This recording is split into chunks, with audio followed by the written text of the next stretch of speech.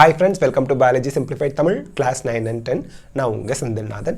இந்த வீடியோல Fast and Furious வேகமா நம்ம social scienceல இருக்கக்கூடிய மொத chapter CBSE social science class 10ல இருக்கக்கூடிய மொத சாப்டர் basic concepts முடிக்க போறோம். எல்லாமே மைண்ட் மேப்பா பாத்துருவோம். கடைசியா ஒரு குயிக்கா என்னென்ன வருஷத்துல என்னென்ன இம்பார்ட்டன்ட்டா நடந்துச்சு அப்படிங்கறதையும் கடகடன் பாத்துருவோம். சோ ஃபர்ஸ்ட் வந்து பாத்தீங்க அப்படினா changes during the 1789 French Revolution 1789ல 1 மட்டும் ஞாபகம் வச்சுக்கோங்க. அதுக்கப்புறம் 7 8 9 1 7 8 9 அடுத்த நம்பர் 789 அதான் French Revolution நடந்த வருஷம். ஈஸியா ஞாபகம் வச்சுக்கலாம். ஸோ என்னென்ன நடந்துச்சு சேஞ்சஸ் அப்படிங்கிறத பார்க்கலாம். First France was under absolute monarchy. மொனார்கினா மன்னராட்சி. ஒரு ஆள் வந்து entire countryயும் ஆட்சி செய்வார். Next, the revolution transferred the governmental power or ruling power from monarchy to French people or its citizens. So மக்களாட்சிக்கு மாறுது. ரெவல்யூஷன் அந்த மன்னராட்சியிலேருந்து மக்களாட்சிக்கு டிரான்ஸ்ஃபார்ம் ஆகிறதுக்கு ஹெல்ப் பண்ணுது. Next ideas like law patrie, the fatherland and les citoyen, அதாவது the citizen were adopted. So the fatherland, the citizen அப்படிங்கிற terms எல்லாம் ideas எல்லாம் அவங்க வந்து அடாப்ட் பண்ணிக்கிறாங்க. அந்த நேம் பார்த்துங்க law patrie and citoyen, les citoyen அப்படிங்கிறது ரொம்ப இம்பார்ட்டன்ட். எக்ஸாமில் கேட்பாங்க. The royal flag was replaced by new French flag. Next, National Assembly was renamed as Estate General. This is very important. Rename பண்ணது பாத்துங்க Estate General, which was elected by the citizen. Next, a centralized administrative system was established.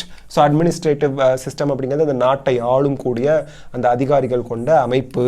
Abolishment of internal customs duties and dues. இந்த வரி அதெல்லாம் வந்து குறைச்சிட்டாங்க. abolish பண்ணிட்டாங்க. குறைக்கல, abolish பண்ணிட்டாங்க, எடுத்துட்டாங்க.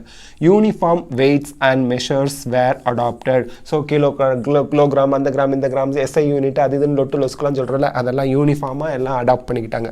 French become the national language. French language வந்து national லாங்குவேஜாக அறிவிச்சிட்டாங்க. French Revolution அப்போ 1க்கு அப்புறம் 7 8 9. ஓகே, நெக்ஸ்ட்டுங்க நெப்போலியன். ஸோ நெப்போலியான் அப்படிங்கிறது 1769 1769 to 1821. Okay, ruler of France from 1799 to 1815. யாருங்க? Napoleon. became the first consul of by assuming absolute power. absolute power எல்லா பவரும் அவர் கையில் தான் இருந்துச்சு. ஓகேங்களா? நெப்போலியோனிக் கோட் 1804 ஆர் சிவில் கோட் வந்துச்சு. அப்படின்னா என்ன அப்படிங்கிறத பார்க்கலாம். ஈக்குவாலிட்டி பிஃபோர் லா, சட்டத்தின் முன் அனைவரும் சமம். நெப்போலியனிக் கோட் தான் இது எல்லாமே இனிமேல் பார்க்க போகிறது எல்லாமே. ரெண்டாவது, abolishment of all privileges based birth right. So பிறப்புரிமையெல்லாம் கிடையாது. பிறக்கும் போதே பார்ன் வித் சில்வர் பூன் அப்படி இப்படிலாம் சொல்கிறாங்களா, அந்த மாதிரிலாம் எதுவும் இல்லை. Right to property for French citizens. Simplification of administrative divisions. Removed restriction on guilds in towns. கில்ஸ்னா என்ன அர்த்தம்னா இந்த இடத்துல வந்து கில்ஸ் அப்படிங்கிறது ஒரு நிமிஷங்க. கில்ஸ் அப்படிங்கிறது இங்கே என்ன சொல்கிறாங்க, ஒரே வேலை செய்கிறவங்கள ஒரு குரூப்பாக அடையாளப்படுத்தி காட்டுறது. ஒரு பர்டிகுலர் வேலை செய்கிறவங்கள ஒரு குரூப்பாக துணி துவைக்கிறவங்கன்னா ஒரு குரூப்பு, ஆடு மாடு மேய்க்கிறவங்கன்னா ஒரு குரூப்பு, அந்த இந்த மர வேலைப்பாடுகள் செய்கிறவங்களாம் ஒரு குரூப்பாக சொல்லுவாங்க. அந்த இதெல்லாம் அபாலிஷ் பண்ணிட்டாங்க, இல்லாமல் பண்ணிட்டாங்க. Abolishment of feudal system and serfdom. அதாவது இது என்ன அர்த்தம்னா பெரிய நிலச்சுவான்தார் பண்ணைக்காரர் அப்படின்னு சொல்லுவாங்க. 100 ஏக்கர் 200 ஏக்கருக்கு ஒருத்தர் ஓனராக இருப்பார். அதெல்லாம் வந்து அபாலிஷ் பண்ணிட்டாங்க. There was improvement in transport and communication system. So transport and communication system improve பண்ணாங்க. இந்த ஃபியூடல் சிஸ்டம் செர்ஃப்டமில் வந்து என்னன்னா இந்த பண்ணக்காரவங்க 100 ஏக்கர் 200 ஏக்கர் இருக்காங்க இல்லையா, அங்கே வந்து ஒரு குரூப் ஆஃப் பீப்புள் ஃபோர்ஸ்ஃபுல்லாக அங்கே போய் தங்கி அங்கேயே வேலை செய்யணும் அப்படின்னு சொல்கிறது தான் இதெல்லாம். ஸோ அதெல்லாம் அபாலிஷ் பண்ணாங்க. ஸோ தட் இஸ் நெப்போலியன் அவங்க பீரியடில் நடந்துச்சு. நெக்ஸ்ட் கிரீக் ரெவல்யூஷன் 1830 வந்தது. கிரீக் வார் ஆஃப் இண்டிபெண்டன்ஸ் நடந்துச்சு. சின்ஸ் 15th century MCQவில் கேட்பாங்க, பார்த்துக்குங்க. Greece was part of the Ottoman Empire. Struggle for Greece independence started with the growth of nationalism in Europe from the Ottoman Empire in 1821. இதெல்லாம் உங்களுக்கு தெரியும். பாயிண்டாக படிக்கும்போது mind மேப்பாக பார்க்கும்போது ஈஸியாக இருக்கும், மறக்க மாட்டீங்க. அதனால தான் அப்படியே பார்த்துட்டே போகிறோம் கடகடன்னு. எக்ஸாமுக்கு ரொம்ப இம்பார்ட்டன்ட்லியா ஒரு ரிவிஷன் நோட்ஸாக வச்சுக்கோங்க. Support from the west European countries அவங்களுக்கு கிடைச்சது கிரீக் ரெவல்யூஷனில். Greek culture and literature inspired the poets and artist who supported the revolution. So நம்ம கண்ட்ரியில் பாரதியார் இந்த மாதிரி மகாகவி பாரதியார் சுதந்திர கவி அப்படின்லாம் சொல்கிறாங்கல்ல, அந்த மாதிரி அங்கேயும் கவிஞர்கள் அந்த ஆர்டிஸ்ட் வரைகிறவங்க அவங்கெல்லாம் இருந்தாங்க, கிரீக் ரெவல்யூஷன் வரத்துக்கு காரணமாக இருந்தாங்க. Next Germany revolution of the liberals 1848. இந்த வருஷம்லாம் பார்த்துங்க ரொம்ப important. 831 elected representatives marched to take their places in the Frankfurt Parliament. எத்தனை பேர்?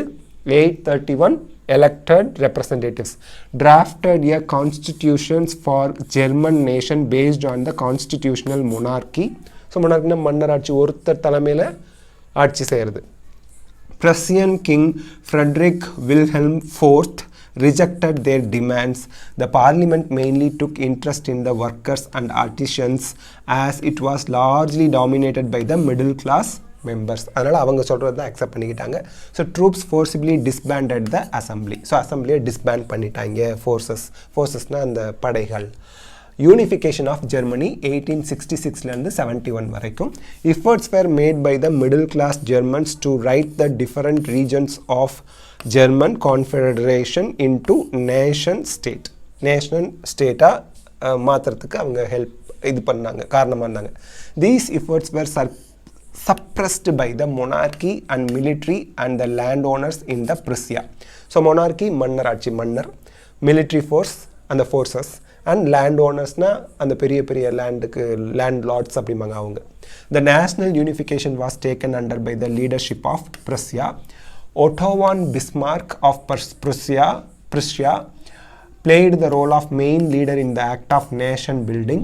1871 Kaiser William I was declared as the new emperor of new empire. Okay, next. Currency, banking, legal and judicial systems were introduced by New German Empire. So New German Empire தான் இது எல்லாத்தையுமே introduce பண்ணாரு. கரன்சினா பணம், banking, legal and judicial system, அந்த கோர்ட்டெல்லாம் இருக்குல்ல அது.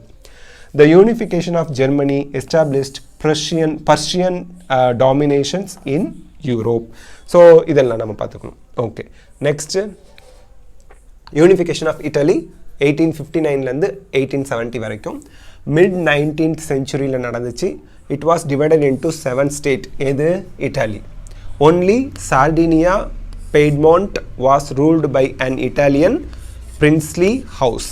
Next, north was ruled by Austrian Habsburgs, whereas the centre was under pope. இந்த இது நல்லா பார்த்துக்குங்க. சென்டர் வந்து போப்பு, நார்த் வந்து ஆஸ்ட்ரியன் ஹாப்ஸ்பர்க்ஸ், சார்டினியா பெய்ட்மாண்ட் வந்து இட்டாலியன் பிரின்ஸ்லி ஹவுஸ் தான் ஆட்சி செஞ்சாங்க. அதெல்லாம் பார்த்துக்கணும். South was under the Bourbon kings of Spain. South இட்டாலியோட சவுத் ரீஜன். ஓகே, இப்போது அரவுண்ட் 1830s என்ன நடந்துச்சு? For uniting Italian republic Giuseppe Mazzini programme was formed. So Italian ரிப்பப்ளிக்கை யுனைட் பண்ணுறதுக்காக republic Giuseppe Mazzini programme was formed. கொஞ்சம் pronunciation இருந்தால் adjust பண்ணிக்கோங்க, தப்பாக இருந்தால். Okay, young Italy a secret society was also formed during this time. Secret society அப்படிங்கிறது failure of revolutionary அப்ஸ்ப்ரிங்ஸ் from 1831 to 1848 by king Victor Emmanuel II. So அவங்களோட revolution வந்து என்ன ஆயிடுச்சுங்க? ஃபெயிலியர் ஆயிடுச்சு. Count Cavour chief minister of Sardinia Piedmont lent by movement for the unification of Italy. So count Cavour அப்படிங்கிறது தான் chief minister of Sardinia Piedmont. இவர் தான் movement for unification of இட்டாலியை முன்னிறுத்தி சென்றார். Sardinia Piedmont's force marched into South Italy and the kingdom of the two Sicilies and drove out the Spanish rulers. So Spanish rulers are விரட்டி அடிச்சிட்டாங்க. 1859ல Austrian forces were defeated by France Sardinia Piedmont alliance. ரெண்டு பேரும் கூட்டணி சேர்ந்து Austrian ஃபோர்ஸஸையும் அடித்து துரத்திட்டாங்க. 1861ல Victor Emmanuel became the king of United Italy and Rome was declared the capital of Italy. Okay, so இதுதான் நமக்கு வந்து யூனிஃபிகேஷன் ஆஃப் இட்டாலி எப்படி நடந்துச்சு அப்படிங்கிறத ஃப்ளோ சார்ட்டில் பார்த்துருக்கோம். Next visualising the nation. So artists in 18th and 19th century personified nations. So represented country as person called allegory. So female figures become allegory of the nation. So allegory of the nation அப்படினா இந்த மாதிரி சவப்பு தொப்பி வச்சு இந்த மாதிரி ஒரு உருவம் இருக்கும்.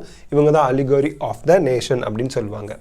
During French Revolution, artists used female allegory to portray ideas like liberty, justice and republic. இந்த மூணும் பார்த்துக்கங்க. Liberty, justice and republic. In French, she was christened Marian அப்படின்னு சொன்னாங்க. யாரு allegory of nation வந்து Marian அப்படின்னாங்க. In red cap, the tricolor, the cockade represented liberty and the republic. And justice also அது பார்த்துக்குங்க. Germania become the allegory of Germany. Germania became the allegory of Germany. Germania wears a crown of oak leaves as the German oak stands for heroism. So German oak treeல இருக்கக்கூடிய அந்த leaves வந்து heroism-த்தை represent பண்ணனால அது தலையில வச்சிருப்பாங்க. So this is the allegory of the nation. Next, Britain. Before 18th century, it was not a nation state. ஒரு நாடா இல்லை 18th centuryக்கு முன்னாடி. Constant growth in power helped the English nation to extend their control over other nations and islands. So அவங்களோட power increase ஆக இந்தியாவை கூட வந்து அடிமைப்படுத்தி வச்சுருந்தாங்கல்ல பிரிட்டன். அதான் England entrenched as a nation, the power of the monarchy was taken over by the English Parliament. So மன்னராட்சியிலிருந்து parliament மக்களாட்சிக்கு வந்தாச்சு. An Act of Union 1707 was formed between England and Scotland by the United Kingdom of Great Britain. Scotland and Ireland were dominated by England in all aspects. So Scotlandயும் Irelandயும் England தான் dominate பண்ணாங்க. After the failed revolution led by the Wolf and his United Irishmen, 1798 அது நடந்துச்சு. கொஸ்டின்ல கேட்பாங்க பாத்துங்க. British took over Ireland forcibly. So Britain வந்து அயர்லாண்டை overtake பண்ணிட்டாங்க, அடிமையாக்கிட்டாங்க. British nation was formed which included various symbols. Flag இருந்துச்சு, நேஷ்னல் ஆந்தம் அவங்களுக்கு இருந்துச்சு, and the English language is the main லாங்குவேஜாக அவங்களுக்கு இருந்துச்சு.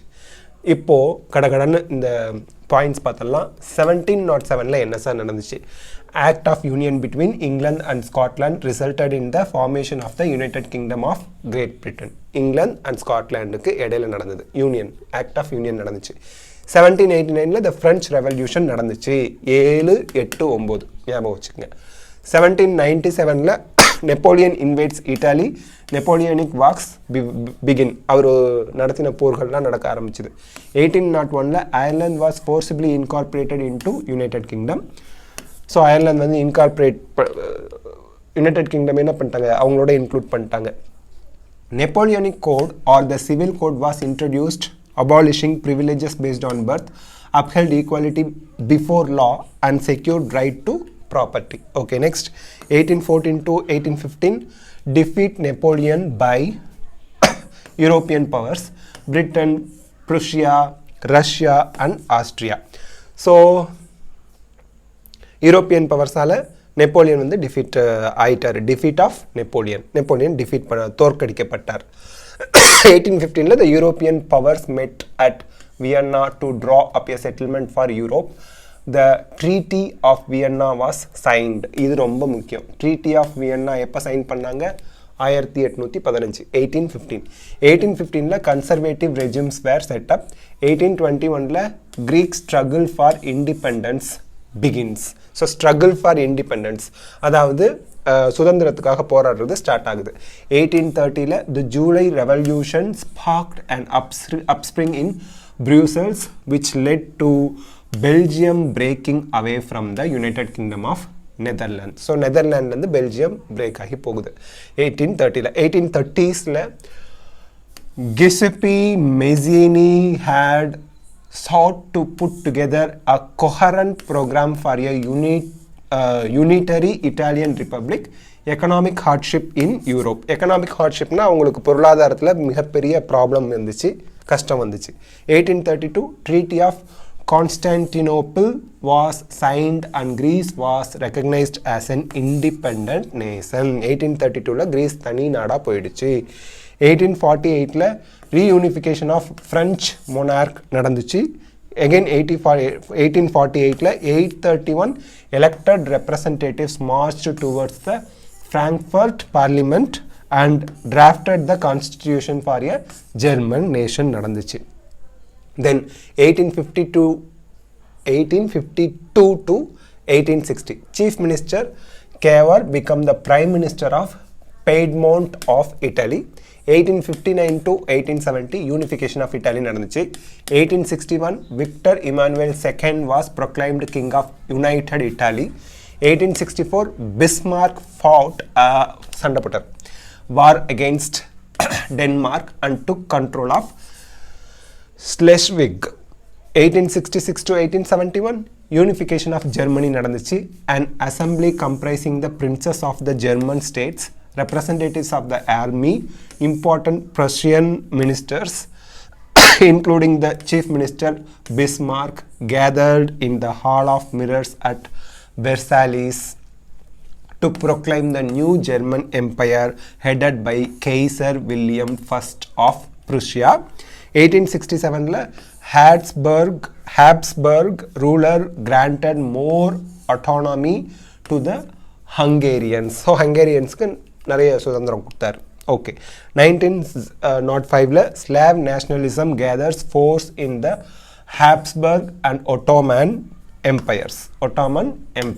என்னங்க Slav nationalism gathers force in the Habsburg and Ottoman empires. So இந்த பாயிண்ட்ஸ் எல்லாம் நல்லா பார்த்துங்க. எக்ஸாம் ப்ரிப்பரேஷனுக்கு இது உங்களுக்கு ஹெல்ப்ஃபுல்லாக இருக்கும். So with this first chapter நம்ம வந்து ஃபாஸ்ட் அண்ட் ஃபியூரியஸ் வேகமாக முடிக்கிறோம். இதோட பிடிஎஃப் நமக்கு பயாலஜி சிம்பிளிஃபைட் தமிழ் ஆப்பில் நான் உங்களுக்கு போட்டுடுறேன். அதை நீங்கள் டவுன்லோட் பண்ணி படிக்கிறதுக்கு ரிவிஷன் பண்ணுறதுக்கு வச்சுக்கலாம். சும்மா இந்த வீடியோவை பார்த்துக்கிட்டு உங்களுக்கு டைம் வேஸ்ட் பண்ண முடியாது இல்லையா? ஒரு தடவை பார்க்கலாம், 2 தடவை பார்க்கலாம். அப்புறம் ரிவிஷன் பண்ணுறதுக்கு நோட்ஸ் இருந்தால் வசதியாக இருக்கும். ஸோ இந்த நோட்ஸை நான் அப்படியே பிடிஎஃபாக நம்ம பயாலஜி சிம்பிளிஃபைட் தமிழ் ஆப்பில் போட்டுடுறேன். நம்ம ஆப்பை டவுன்லோட் பண்ணி வச்சுங்க. 10th ஸ்டாண்டர்ட் ஸ்டூடெண்ட்லாம் நீங்கள் 11th 12th போகிறப்பையும் ரொம்பவே ஹெல்ப்ஃபுல்லாக இருக்கும். ஸோ இந்த வீடியோ உங்களுக்கு பிடிச்சிருக்கா லைக் ஷேர் கமெண்ட் பண்ணுங்கள். பயாலஜி சிம்பிளிஃபைட் தமிழுக்கு சப்ஸ்கிரைப் பண்ணுங்கள். தேங்க்யூ.